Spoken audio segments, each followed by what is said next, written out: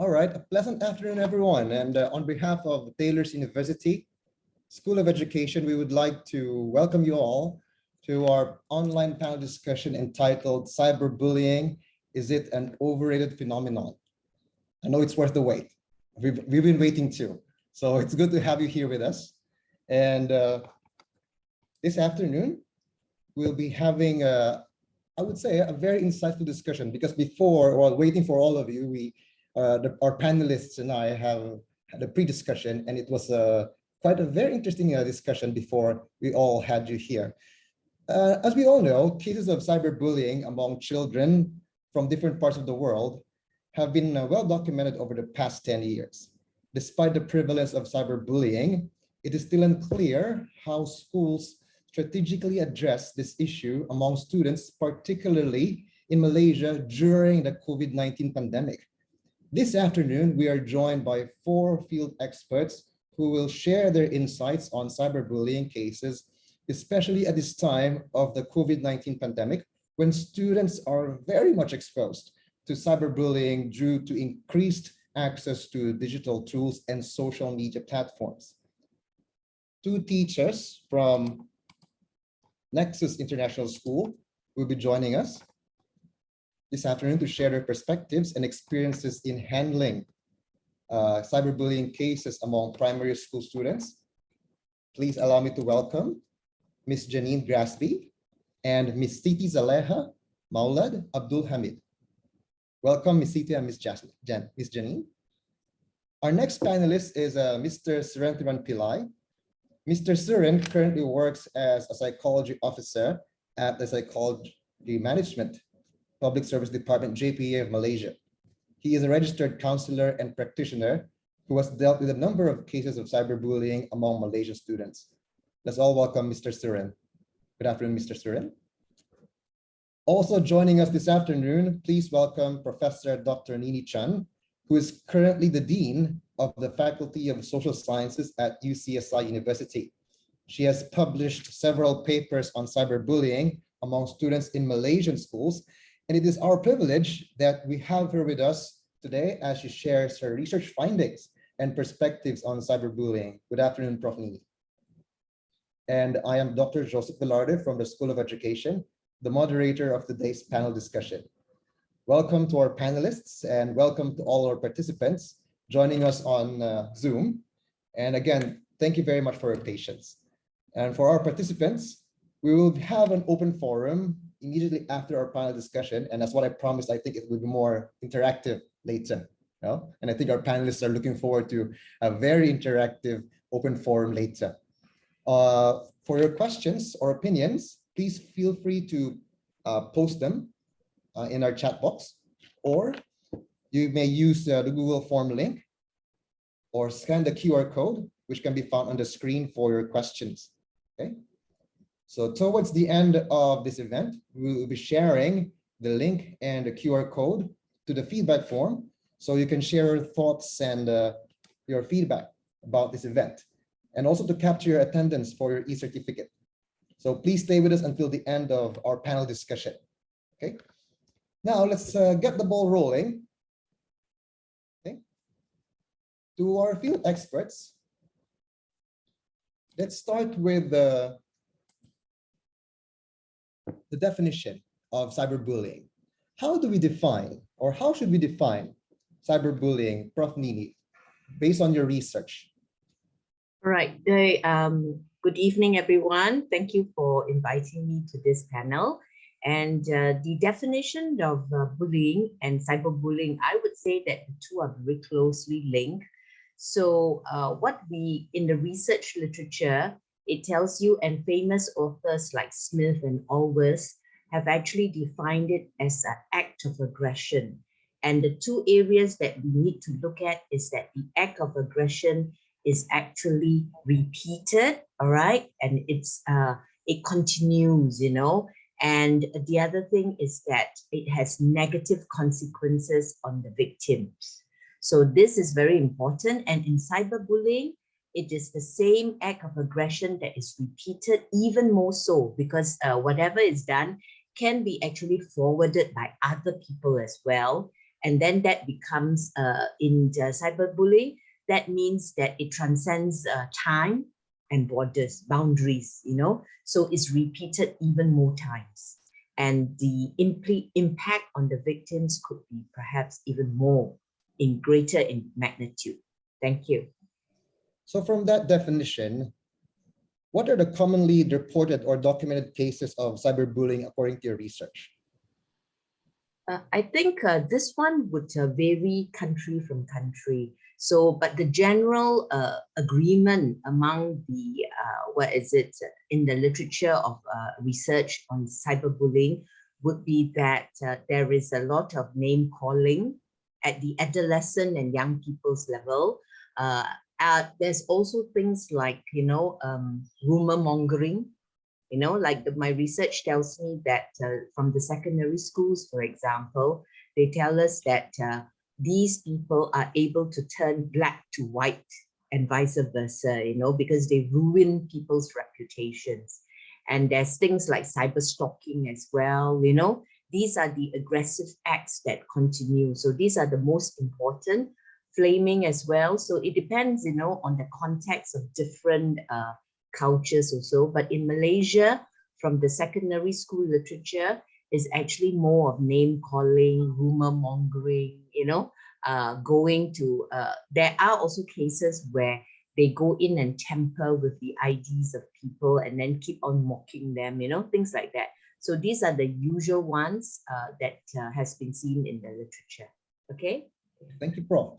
Prof mentioned something about name calling and rumor mongering. So Ms. Jenny, how about in the case of international schools? What are the commonly reported and documented cases of cyberbullying? Hi, good evening, everyone. So firstly, I'd like to state that usually these cases happen outside of school hours. Common cases are sending mean text to somebody, perhaps spreading photos as a means of ridicule, spreading rumors or secrets online, or being rude during an online game. Ms. Siti, anything you would like to add? Hi, everyone. Good evening. If I would add, I would love to talk a little bit more about what Prof. Nini has mentioned before about impersonation.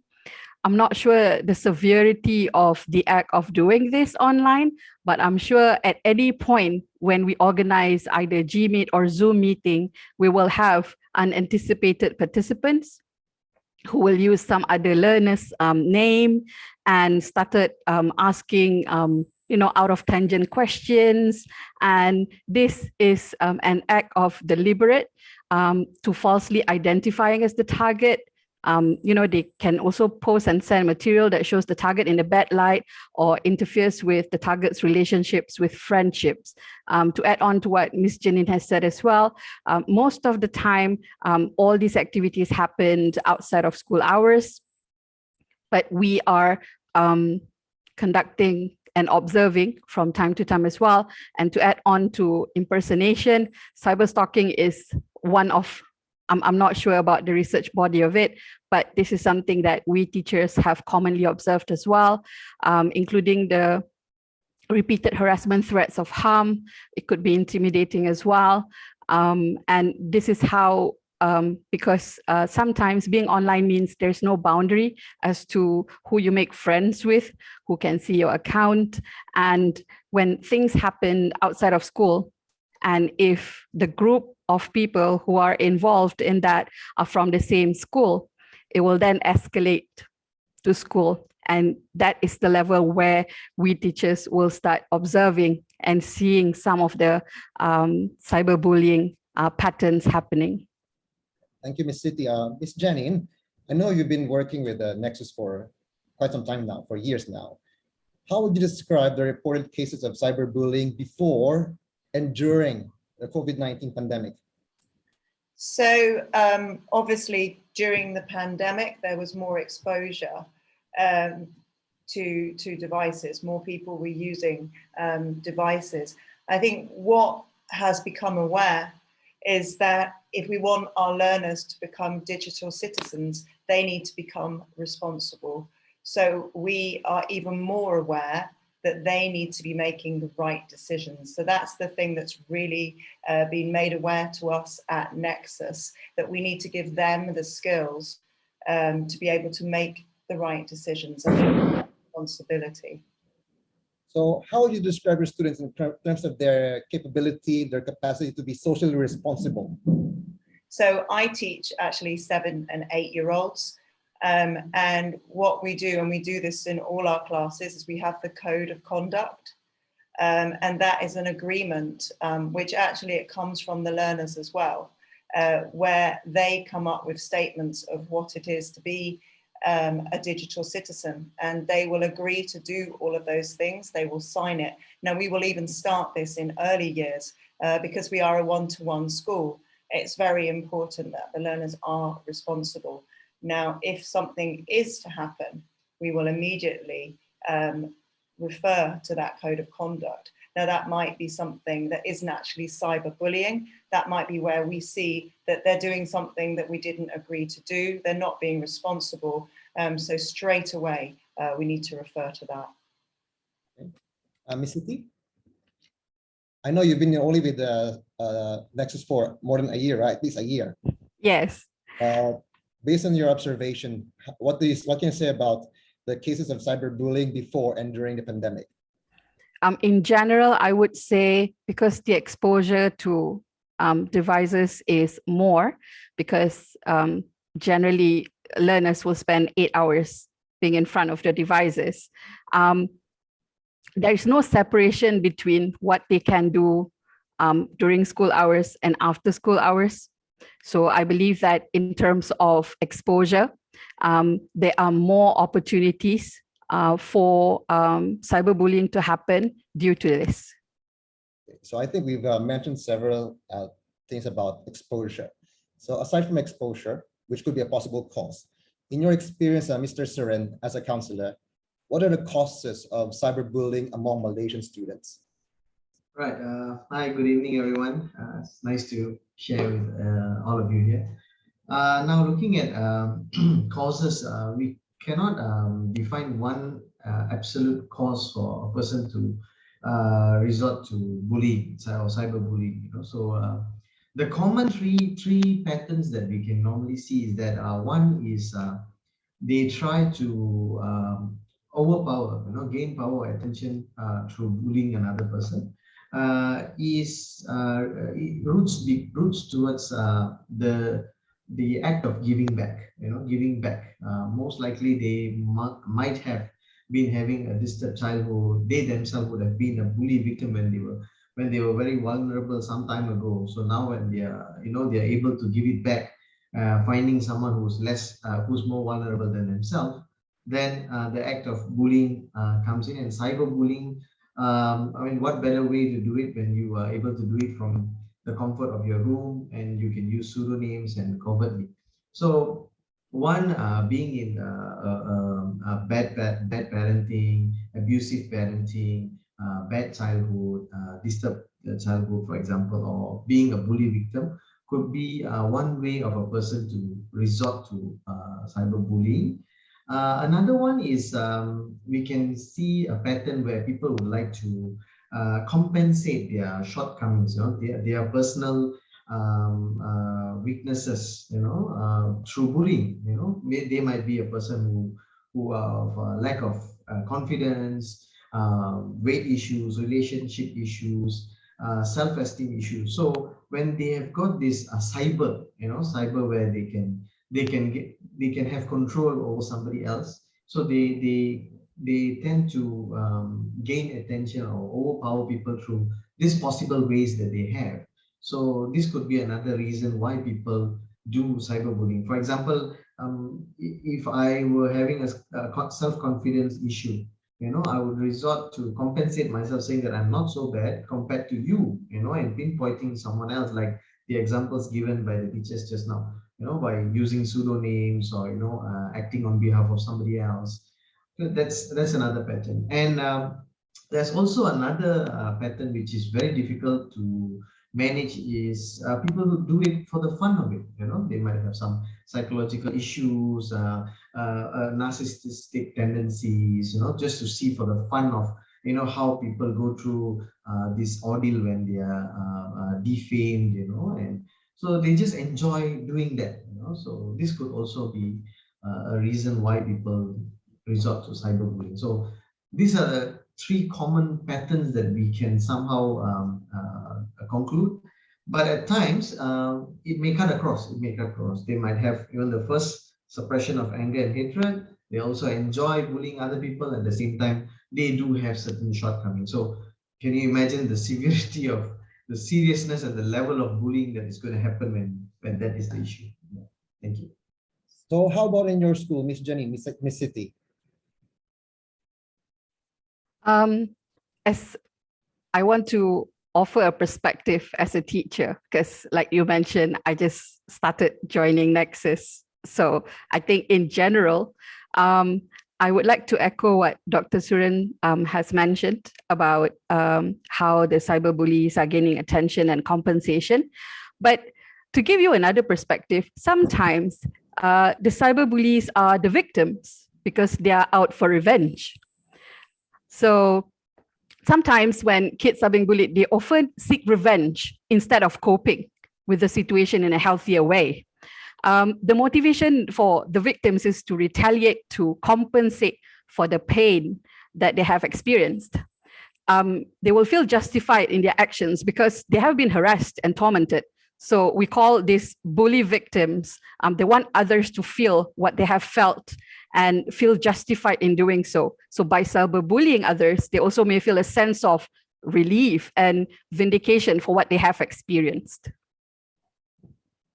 I would like to also add that it's important to define what is cyberbullying to the learners, because following on from what you were saying, it can be that learners are doing it for fun. They're doing it because other learners are doing it, and they could just be bored. But if they don't know what the definition of cyberbullying is, they might not be aware. They might be just thinking they are having fun. So as a school, it's really important that we define that. Okay. Prof. Nini, what does research say about this? The thing about, I think the difference between bullies, physical bullies and cyberbullies is that bullies usually are stopped because there are face-to-face interaction and there are bystanders who are watching. And the bystanders will be the ones, either there is like in their body language or in their expression, maybe disapproval or unhappiness. And sometimes they're stopped by some of these things. In cyberbullying, however, they hide behind the anonymous nature, of their pseudonyms or different avatars and all that. So they will continue doing this kind of cyberbullying because they can hide. And the thing about I think the cyberbullying that goes on now would be that quite a number are bully victims, like what our panel speakers have said before. So that actually tells you that across all countries, this is the emerging pattern that we see. Not only people who are actually, how would I say, doing it because of some personality disorders. Some could be just extremely bored. But the main thing is that I think in psychology, they call it that the bystanders especially, and actually these are the greater number of people that we should reach out to. They must know what is pro-social behavior. It's a jargon term to actually mean that do good onto others, do something good. If you witness bullying or cyberbullying, try to help the victims. You know what I mean? So that kind, and I think the training or the teaching is very important at school level, at classroom level, at the institutional level, and at the country level.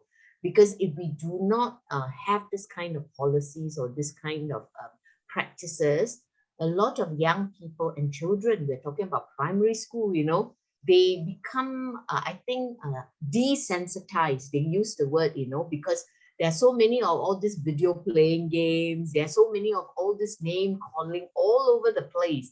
Even adults do name calling in the forums. Can you imagine, in the newspapers?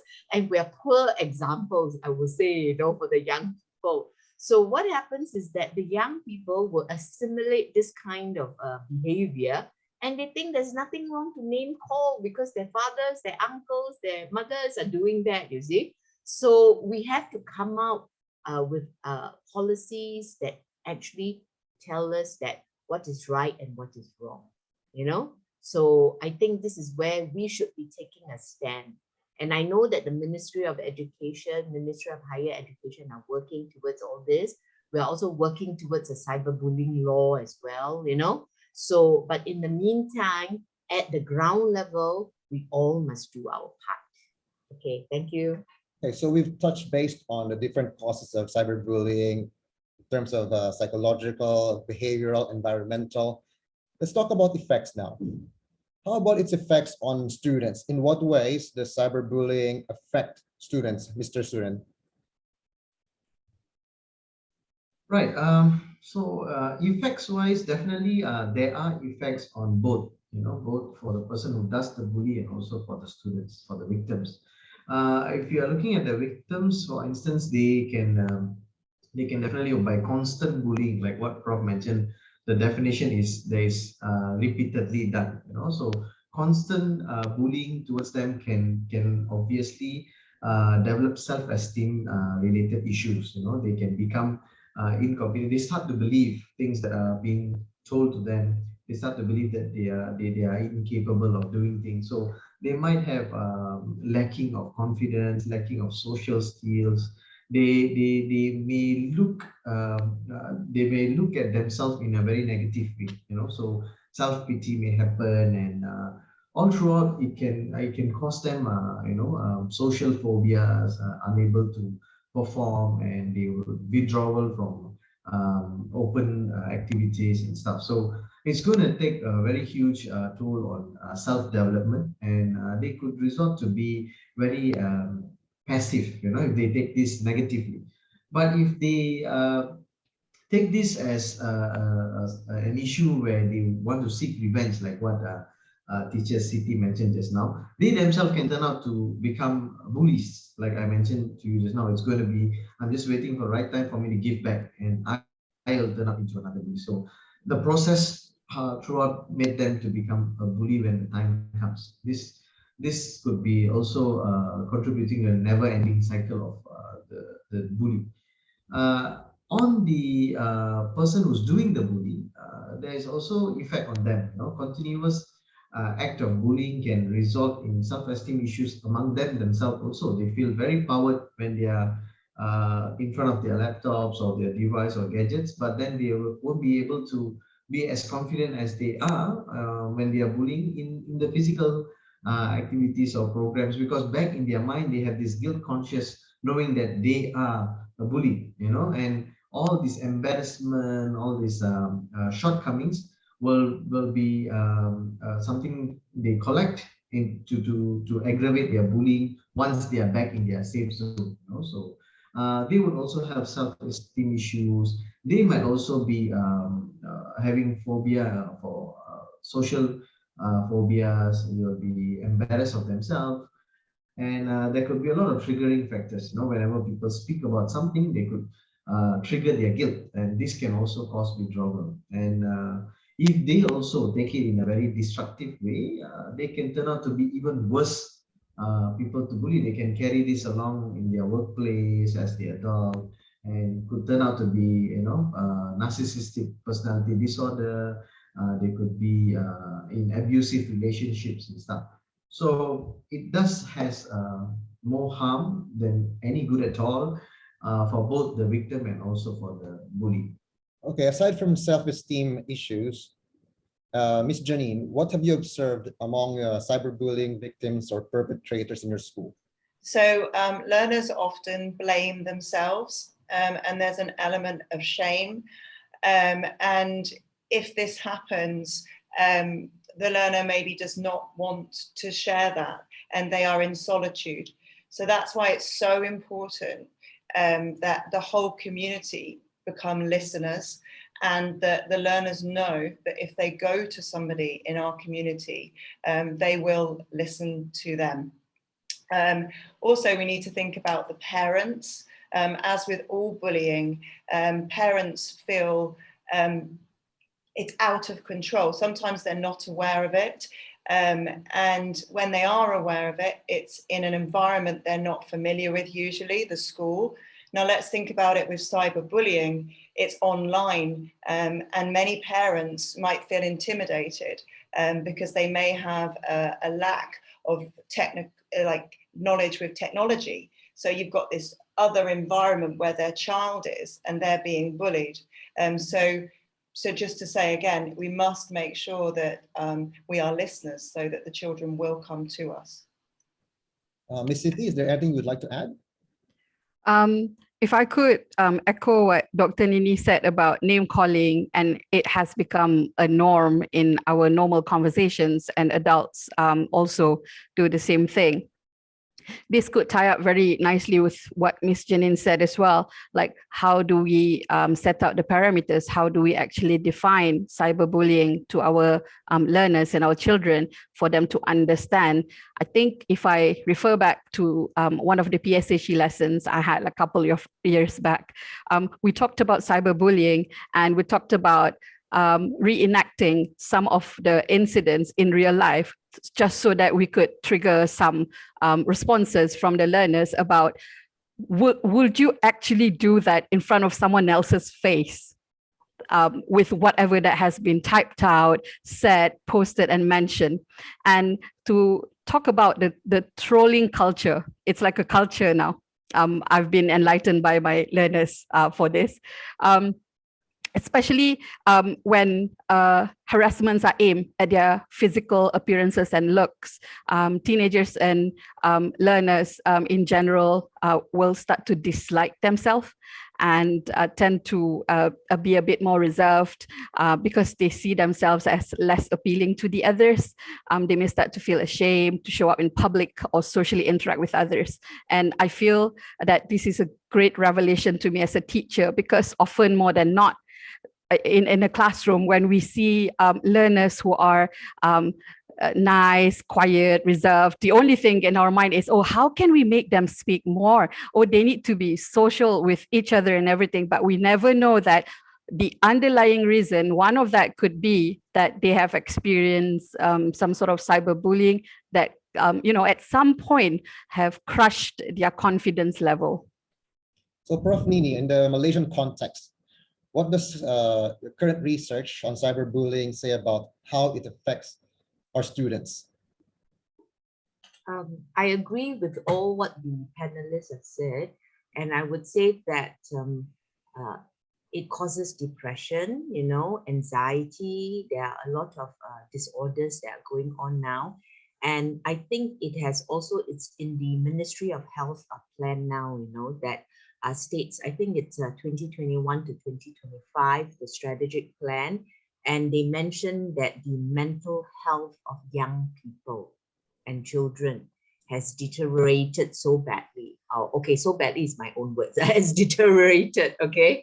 And the fact is that all this is due to this kind of things, the obsession with social media. Even we are guilty of it because we're carrying our phones everywhere around, and we're always checking our phones, every other minute, and our young people are growing up like this. And the Facebook also and Instagram, where everything is based on voting and your likes and all this. So it has actually made the mental health of young people, of children, of even older people like ourselves. Okay, I better don't say like myself, okay? Older people like myself, that it has, I think, impacted our mental health. And I want to also say that here we didn't mention it, but in extreme cases, this kind of cyberbullying has led to suicides. They are well publicized, the cases, but we want to stop it to reach that stage. But sometimes I think when some young people and children find that they have no other recourse, that's where it goes to. And I would want to tell everybody, the audience here, that if you have any cases of being bullied or cyberbullied, please reach out to your teachers, your counselors, your parents, your friends. I find that in the focus groups that I did with the secondary school students, the savvy ones are the smart ones are the ones who know their rights. And they tell me that if people call them names or try to do something to the account, they actually write to Facebook or Instagram, you know, the authorities there, you know, to report. So among your young people and the children, the leaders, there are leaders. And we must train more and more of these people so that they are able to stand up to these bullies, you know, and then they know what is their action that they must take if they are bystanders or they are victims, you know, things like that. So, all right, thank you. I'm saying too much already. Yeah, no, I think we're all guilty in one way or another, Prof. Yeah? So I think one of the biggest questions here would be like, in terms of cyberbullying, because again, it's a vast world out there. You know, again, that's what I said. We could be all guilty about with this thing, you know. So in terms of the detection of cyberbullying cases, so Miss Jenny and Miss Siti, how does cyberbullying get to be detected in your school? So sorry. Okay. Yes, Yeah, there was a. So we are very much reliant on the learners flagging it. So in PSD sessions, we make sure that we identify what it is and who to go to. Miss Siti? I think if we were to refer to the physical bullying cases, and you try to overlap that with bullying cases, the impact is to the person who experienced it. I think the classic example of detecting is when there's a decline of grades, loss of interest to socialize, coming to school, sudden loss of friends because maybe there's a party who try to tell everyone online, oh, we just have like this group chat on Discord or something, and we don't invite this particular person. That happened. Or like, you know, it's like whatever that happened online escalates very quickly to the real social landscape of the learners, and this can be seen in real life. And then sometimes physical fights or aggressiveness as well that we see could be probed further, and it could just start from one midline posted online about one person. It escalates that far, just to give a perspective. Aside from those behavioral cues, Mr. Suren, from a psychologist's perspective, so how could it be detected then? I would say, you know, the most challenging part in this cyberbully is definitely the detection part. You know, like for example, like what both the teachers mentioned just now. Those are the common ways that we can identify something is not right. But most of the times, when we detect in this manner, it is damage has been done. You know, so the victims are already experiencing self-esteem issues, maybe depressions and anxieties, or they have got withdrawals in terms that they don't want to, you know, they don't want to join activities, they don't.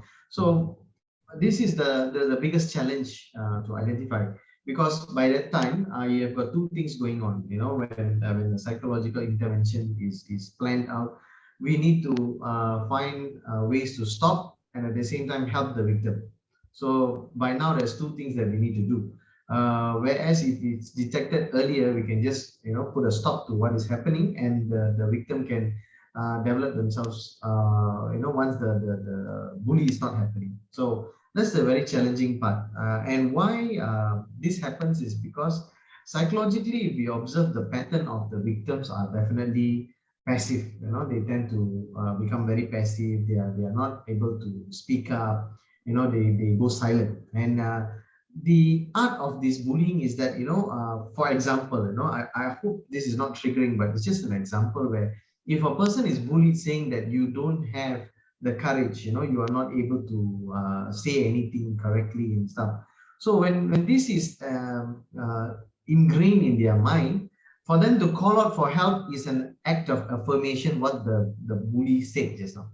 You know, I couldn't go out and tell my parents, or I couldn't tell my counselor, couldn't tell anyone, because that will be approving what the person mentioned. So the only result they have is that to remain silent and deny it internally, which will be an act of burnout after some time. You know, so that's where I see cyberbullying is very difficult to detect. So if at all we have a close group, so I would like to go back to what Prof. Nini mentioned just now, the bystanders. If you have a group where we know each other, we know how teacher Janine speaks, we know how teacher Siti speaks, and we have been in this group for very long, and we notice something is different. We have this concern to ask them, are you okay? Is everything fine? You don't seem to be. Then that there's help. But then that's the advantage of being in a group. But at the same time, that could also turn out to be a curse if the group functions as a support group for the bully. Like there's a troll going on and everybody adds up to it. So and then what happens to the victim? They are now bullied by an entire group. And that's the same challenge with very open platforms like Facebooks, where there's open group of people and everybody has a chance to say something. So nobody cares about who you are and what is the changes that happen to you. So these are all the challenges that contributes to why it goes undetected. And lucky for us, for concerned people, concerned teachers, school is a smaller group, so teachers can detect, like what the teacher shared just now. There's a decline in the person's participation, the person's confidence. So fine, but then what happens if this bully happens in an open platform and after school hours? So again, their change of behavior, if it happens in the classroom, then it could be detected. But when adults, so it's very difficult. So I believe that is the biggest challenges that we are having. And most likely, if we are able to detect this passive behavior of the victim, when the victims are no longer passive, they are able to voice out, they are able to, like what Prof. Nili mentioned just now, there's this button to report, this is a bully and stuff. When people are courageous enough to do that, then it would instill the fear among the bully to not do it, So I think that's the only way, and this can be only done with togetherness, when everybody has the awareness of the impacts of bullying. Thank you. Okay, so Mr. Stern highlighted that again, even the detection is a challenge on its own, right? And that again, it's I think what we've established here is that cyberbullying is a part of a reality. So since it's already part of a reality, then the thing that we can do now is how to intervene, right? If it happens, right? So what could be the intervention programs that you have implemented in your school, Miss Janine? As I said before, we are proactive with cyberbullying, and that's why we offer PSD sessions about what it is and who to go to. So we take it very seriously as a school, and the learners should know who is the child protection officer. In fact, we have posters in places such as the bathroom, should they want to either report something that they've seen or something about themselves, so they know who to go to. Also at Nexus, we use restorative practice, so the learners will know that if they go and they talk to a member of staff, they will listen to them. So back to that listening, first of all, the learner will be able to speak and tell that member of staff what has happened. So you mentioned something about PSD. Would you mind elaborating more on that, Ms. Jenny? How does your school go with this PSD program? Yeah, sorry to use the acronym. So we've just actually got the Wellbeing Award for our school, the WAS Award. It's known by so many different labels, the term PSD, but actually it's personal and social development. So it's sessions, age appropriate sessions. Now this might be a standalone session, and I'm talking from primary. It might be embedded into our curriculum so that we know we're covering certain things, or we might have flagged something and there's a need to address that issue, maybe with a social story or with circle time. So maybe it's appropriate to that situation and we need to sort it immediately. So in terms of your experience with the secondary school students, Ms. Siti, what are your intervention measures? I think to echo what Dr. Suren said, and also Ms. Janine, it could only be detected at the very later stage.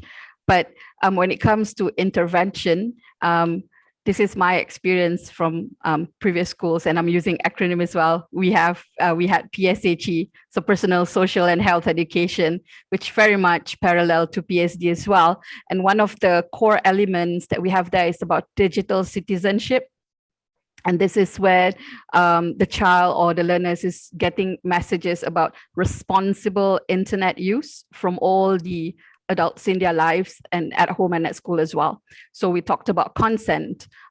This is one of the very simple outline, but it has a very big impact. For example, in the classroom where we have one-to-one, that means all learners have devices, and sometimes they took pictures of other students in the classroom without the consent, with the intent to later use it for like a meme or something online. So we go back to the very common core agreement that consent is important. You cannot just simply take other people's photo and use it for your own use without the person knowing it first. So it's all about instilling responsibility on how to become a good digital citizen. Okay, so we talked about detection and intervention. So the other part of the face is prevention. So if we look at cyberbullying as a possible case in the future, right? How can we prevent it from happening, right? So what could be the preventive measures that you've implemented in your school, Ms. Siti? I'm just going to talk in general, as usual. I'm sorry.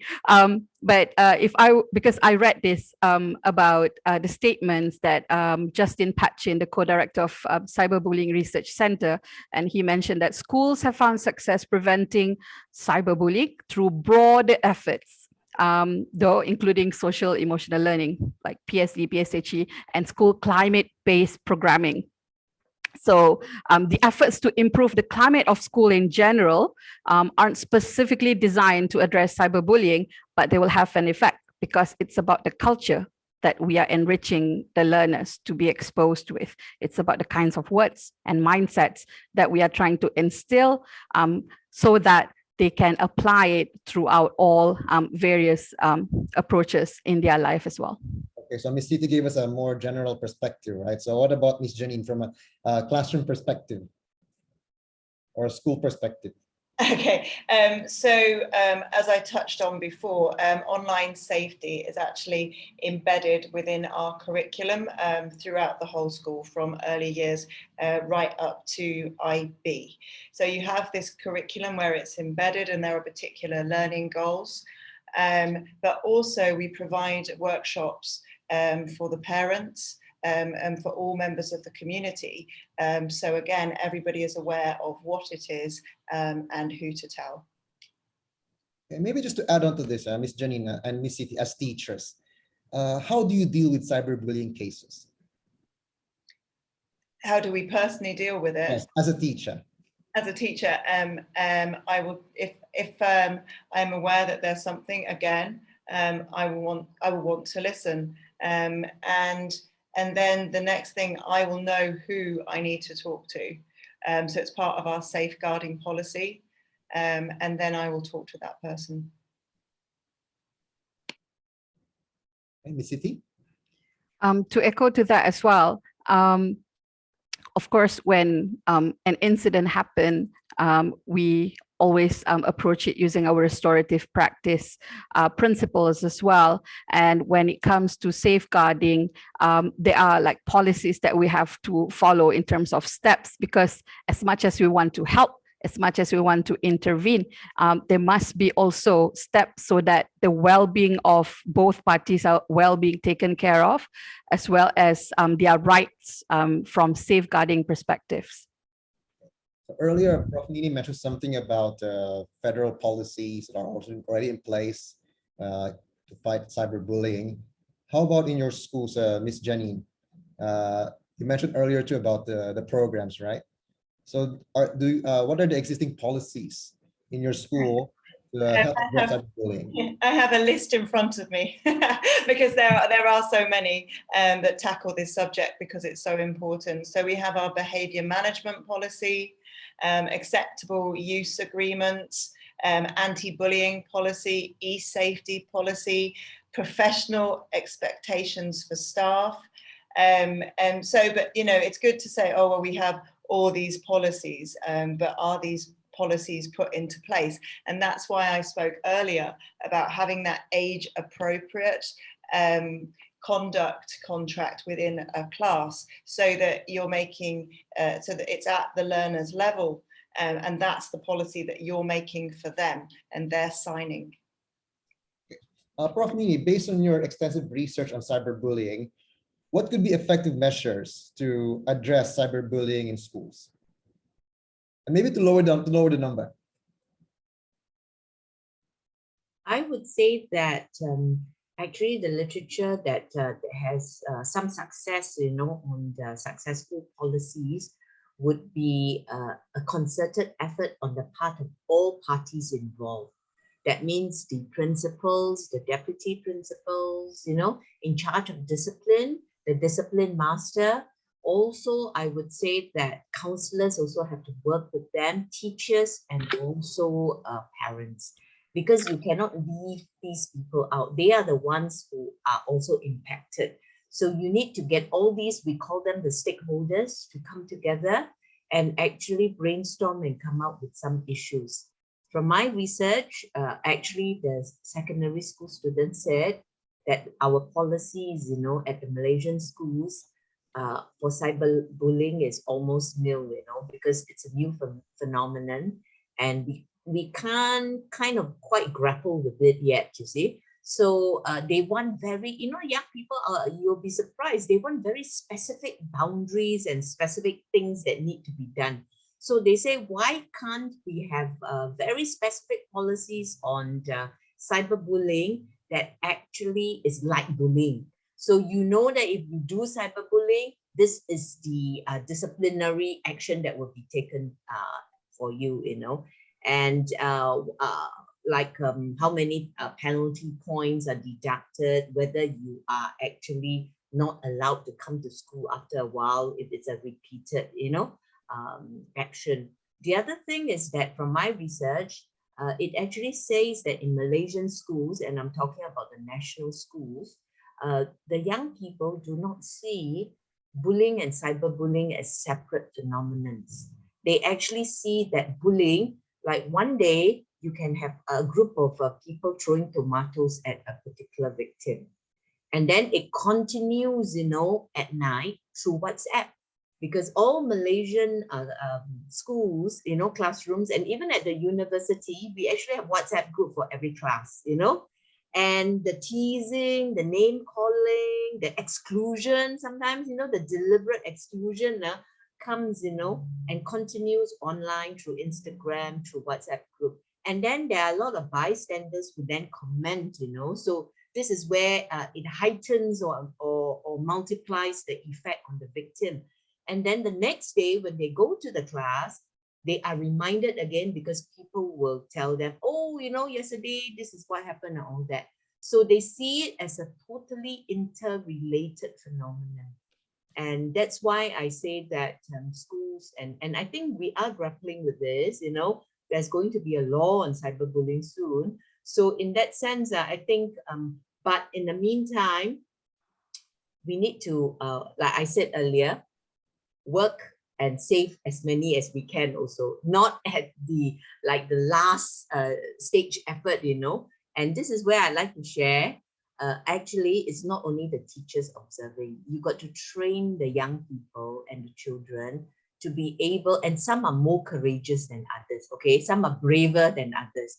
You need to train these braver ones to bring their friends to report to the teachers. You get what I'm trying to say? That means at the early stages, don't wait until it's already too obvious. And sometimes it's a point of no return. You get what I mean? So you need to train the younger ones. You need to train the leaders among the group to take action. Because the victims usually are the weaker ones, a bit more withdrawn. It will take magnitude of effort to just get them to report, So this is where their friends and their classroom leaders, need to act. So this is where I can see some action coming from the young people and children as well. We got that clearly, Prof. Nini. Yeah. As Okay. we're reaching towards the end of this panel discussion, so we would like to hear it briefly from our panelists. The theme of this panel discussion revolves around the question cyberbullying, right? It's clear, it's over there, right? Cyberbullying, is it an overrated phenomenon? So in general, what do you think about cyberbullying as a phenomenon concerning our students before and during COVID-19 pandemic? Let's start with Ms. Jenny. Right, well, I certainly think that it's not overrated, okay? The digital world is a wonderful place and our learners are going to be using technology even more than we are now. We can't hide them away from technology. It's a world where they're going to be in. So I want to say that it's not overrated. It's going to be happening, cyberbullying. And that's why we need to enable these learners to be digital citizens. I'd just like to share with everybody our definition of what we currently believe a digital citizen is at Nexus. It's someone who knows what is right and wrong, exhibits intelligent technology behavior, and makes good choices when using technology. Thank you, Ms. Jenny. Ms. Siti? If I could give one last comment, yes, cyberbullying is not an overrated phenomenon that I think all of us could agree to. But I think moving forward, what I'm interested to know is what actually constitutes as cyberbullying as the use of technology evolves, as there are many more apps, as there are many more platforms for socializing to happen online. How do we actually put down like a line where we can see the clear separation between what constitutes cyberbullying and what is not?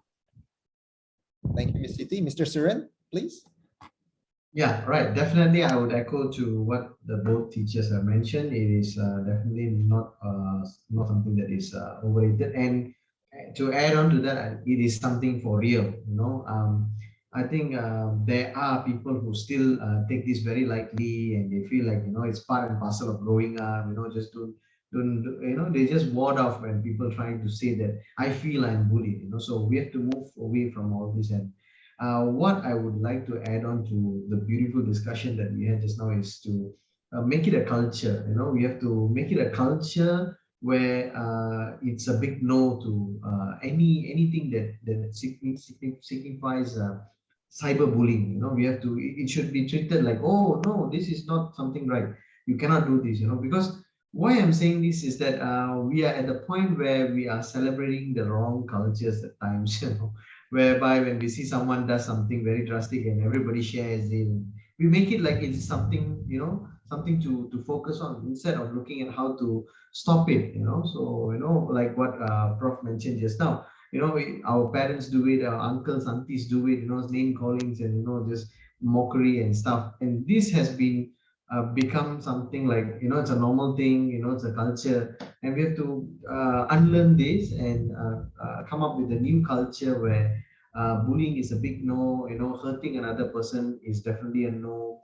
And it has to start from parenting itself. We have to train our kids to tell them that it's not okay to hurt someone's feelings, from whatever actions that we do, be it on cyber or physical. It is not okay to hurt someone's feeling, and you need to apologize if you unintentionally do it, and intentionally you're not allowed to do it. So I think if we reach to that point, then cyberbullying would be then something that is not overrated, but now it is. So we have to understand that it's real, and I would like to again echo what Prof mentioned. We, all of us, those who are listening, those who are here, all have to work hand in hand, to help and be a supportive bystander to stop this instead of bystanders who add on to it. So let's all do our part, our small part, to make sure that we don't unintentionally do cyberbullying and we don't support it without our action to stop it. All right. So yeah, that's it. Thank you. Mr. Suren. Finally, Prof. Nini. I agree. It's definitely very serious.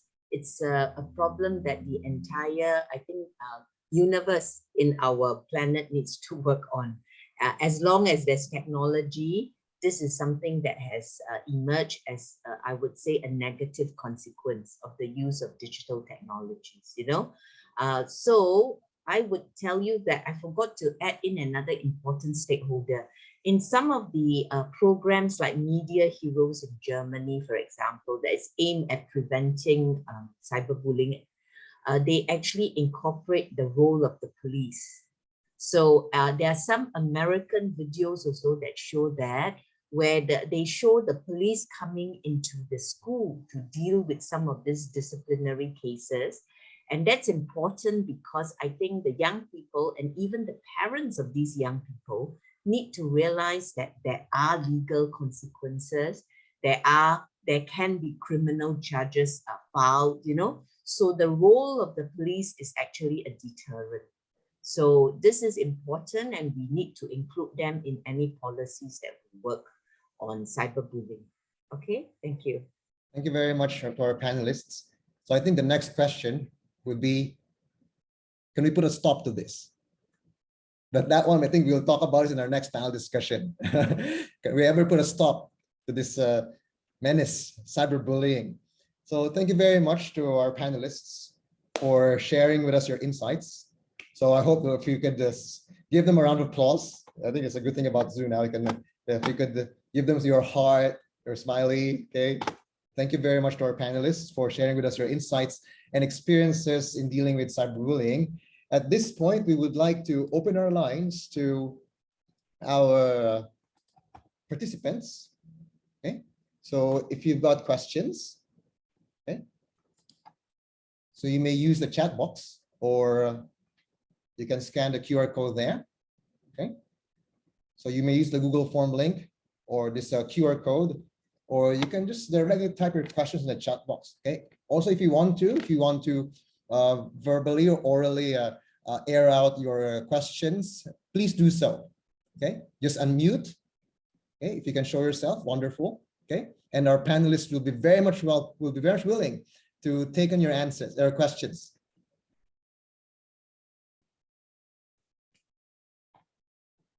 So I think we already have one question here from a Google form. Okay, so I think this one is for the teachers. Okay, I already got one question here from the Google form. So to Miss Jenny or Miss Cynthia, what is the worst case of cyberbullying you've ever witnessed?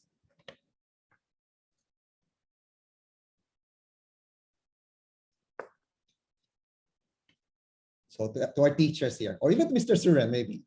Okay. So what is the worst case of cyberbullying you've ever witnessed?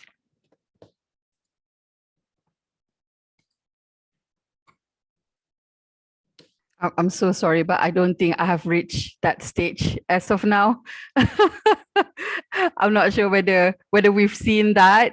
But I think to project the word worse, I could say that when it escalates to physical aggression, and the reason is as simple as something that's happened online. For me, that's my experience.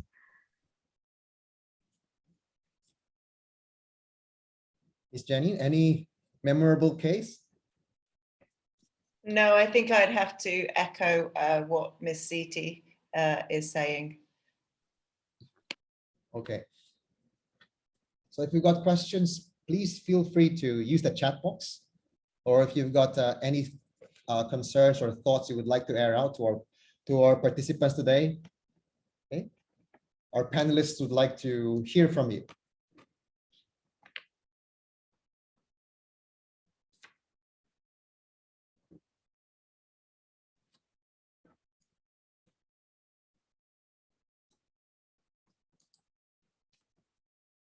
So here's another question from Google form to Prof. Nini. Do we have to be alarmed of the number of cases of cyberbullying in schools as parents and teachers? Yes, I would say that it really, cyberbullying has reached the stage of serious already, even very serious. Alarm, I would say, maybe dramatic. It's a bit dramatic to use the word alarm, but Yes, it is very serious. And I think that if we don't tackle it right now, as teachers and as parents, then it will get worse. And then it will reach the stage of being at an alarming rate. So right now, the statistics that we see are just the tip of the iceberg, because many of the cases of cyberbullying or even bullying are actually not reported. We only know it much later, when certain things happen. So I would just say that, yes, parents need training, teachers need training also on this area, right? And what to do. Okay, if any of you have any questions later on or whatever, I'll give you my email address, okay? Because I am interested it's in the chat box. So I am interested to find out what you young people do, because I would say that cyberbullying still exists also at university level. It's not only here, in the secondary or primary school. Okay, thank you. Okay, so I think we have another question here. I think there's some students here or from because we're delighted to have Prof. Nini here, who's done a research on cyberbullying, right? So in terms of your research, Prof. Nini, right? So how did you collect your data, or what could be like in terms of the cases of cyberbullying? What were your effective data collection strategies that you can share to our students today? All right. I would say that I used the mixed methods. So what we had was a quantitative through the surveys. So we came up with a survey instrument, or we adapted other people's survey instruments in cyberbullying, and then we gave it to the target population. So during that time, it was secondary school students. Now it's the visually impaired young people, in the learning centers. Then we also had either focus groups or semi-structured interviews. I saw one of the comments asking about case study. Yes, you can use case study approach, but the case study, you have to make a very good example or justification of why you use a particular school or a particular target, population as the case study. So for example, you all are from Taylor's University. And if you want to say that I'm doing a research on cyberbullying, and because it's my final year project or my master project, so I don't have time or resources to really go all over Malaysia or the world, right? So one of the things then I would then ask you to do is you have to justify why would Taylor's University be a good case study? What do Taylor's University represent? You either represent the very top, the average, or or the very weak, or some other criteria. So you have to have your criteria to actually explain why you have made a certain, maybe a certain setting or a certain school or a certain group as your case study. Okay? Yeah.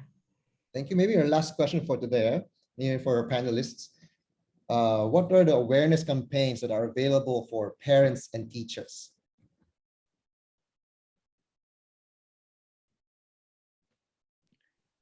So we have a staff handbook given to both primary and secondary staff, which is given to teachers when they arrive at our school. And everything will be outlined within that booklet for staff. And also staff will sign the safeguarding policy and other documents that I listed before. And also the workshops that we spoke about, that we also continue to offer workshops throughout the online learning. We did online workshops for parents. So it's really important to make sure that everybody is involved in the community. Okay, thank you.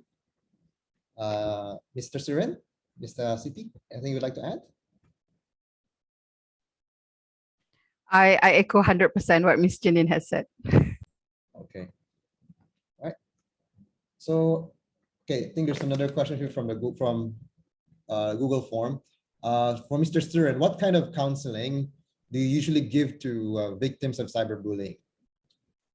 Right, thank you. So the type of counseling, it definitely depends on the level of severity the client is, so for example, if the client is at the stage where they are in total burnout and it has been very traumatic, then the counseling would take the focus on how to desensitize themselves, because they have been in anxiety and depression. But if it's the client is there for the session where they feel that they have been a victim of cyberbullying and they are concerned about this, so it is less severe. So then the session will focus more on self development, how would be the best way for them to handle the situation. So it highly relates to the severity of the case. So like what we discussed earlier, so early detection will help to curb it in a very constructive way, focusing more on the skills. But if it's way beyond that, then you have to do a lot of damage control, and there will be two focus there. One is to develop what has been bothering the client, and then how to develop their skills to face these type of issues. So that will be the focus. Okay, thank you. So as what Prof. Nini said earlier, if you've got questions, you can just email her. Okay, and maybe later on, maybe our panelists could also share with us their email addresses. And if you've got any particular questions to our panelists, please do so. Okay, before we end, so again, thank you very much to those who send their questions, and to our panelists for being gracious in responding to our questions. Before we end, please scan the QR code or use the link. I'll be adding the link on in the chat box there. Okay. For the feedback form, for your comments or suggestions, which could help us for future webinars or maybe face-to-face seminars, and to capture your attendance in this event. Okay, and e-certificates will be given to the attendees of today's panel discussion. So please take your time to scan the QR code. The Google form link can be found in the chat box there.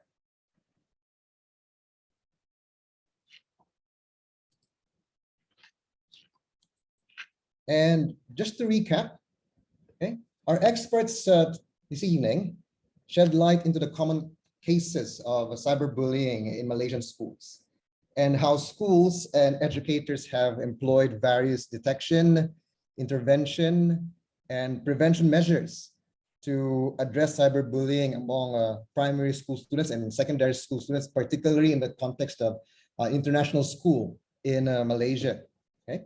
So once again, we would like to thank all the participants this afternoon. I know we had a rough start, but we had a really wonderful end. Thank you very much to our panelists, our teachers from Nexus International School, Miss Janine Grasby and Miss Siti Saleha. Thank you very much, Mr. Suren, our resident psychologist from JPA, and of course to Prof. Dr. Nini Chan for her wisdom. So thank you very much. Okay. And again, have a good evening and hope to see you in our next webinar. Okay. See you all. Thank you very much. Thank you to the wonderful moderator too.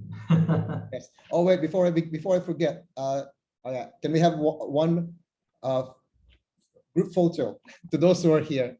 Okay. Prof. Nini, are you still there? I think Prof. Nini already left.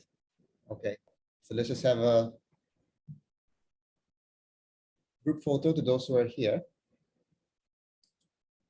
Okay, those who are here with us. Okay, Prof. Nini is still there. Okay. Okay, just freeze. Okay. Okay, let me just set up the screen. Hold on, huh? Okay, first round, just freeze, eh? Just give us your smile. To those who are here tonight. Okay. Okay. Ready? In 3, 2, 1. Okay. Those cameras shy out there, please don't be shy. Okay. Okay. One more. Okay. I'm just going with the first round first. Let's have some. Okay. Show us your big smile. Okay. In 3, 2, 1. Okay, I'll go to the next round. Next group. Okay, ready? 3, 2, 1, smile. Okay. Okay, I think that's it for tonight. And once again, thank you very much to our participants tonight and to our panelists.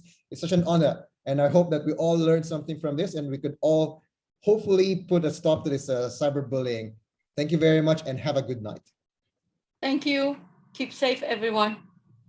Thank you. Have a Yeah. great evening, everyone.